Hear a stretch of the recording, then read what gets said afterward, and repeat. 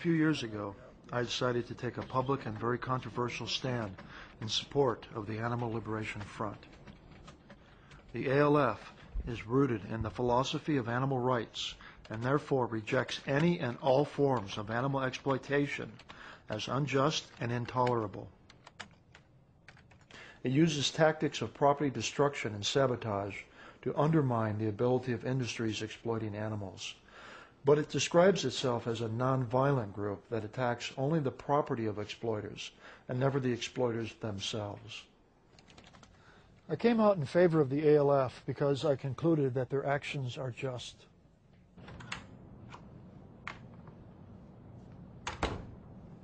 Governments, animal exploitation industries, and mass media characterize the ALF as violent terrorists. But in fact, I see them as counter-terrorists and as freedom fighters.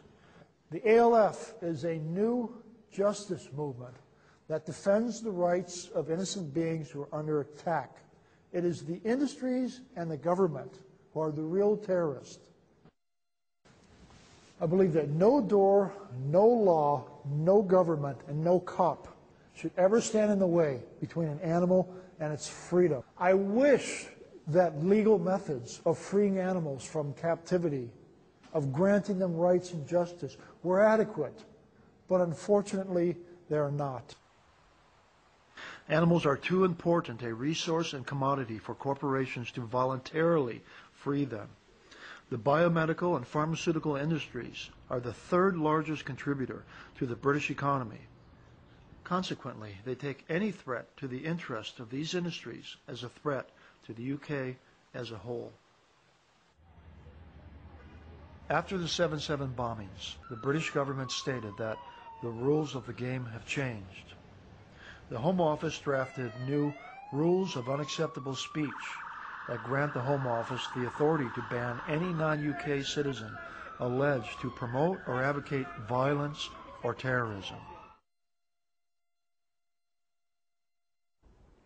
In August 2005, I received a letter from the Home Office that condemned me for supporting the ALF and banned me from the UK.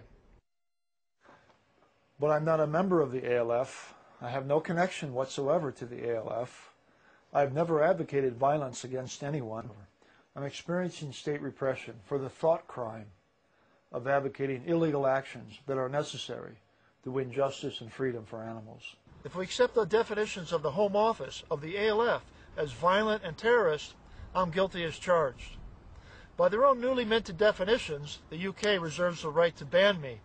But it's the right of a police state and a closed society which is threatened by the views with which it disagrees.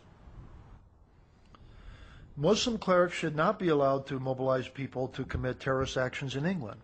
But there is a world of difference between a philosophy professor advocating nonviolent tactics and a Muslim extremist fomenting terrorist acts against British citizens. I define terrorism as any intentional act to injure or kill a living, sentient, innocent being for scientific, political, or economic purposes. On that definition, the Animal Liberation Front hardly a terrorist force. In fact, they are counter-terrorists who stop the killing of untold number of animal lives. But the British government and vivisectors and the entire animal exploitation industry I hold to be directly responsible for terrorist and violent crimes against animals. They're the true terrorists because they exploit and injure and kill millions of animals for their own political, economic, and scientific purposes. From the Boston Tea Party to the Civil Rights Movement, activists and philosophers have understood the difference between the institution of law and the principles of the right. When the law does not reflect the right, it is the obligation of citizens to change the laws, breaking them if necessary, in order to promote the right. My speech may be unpopular, but it is precisely unpopular and controversial speech that free speech rights are designed to protect, as opposed to mainstream and conformist speech.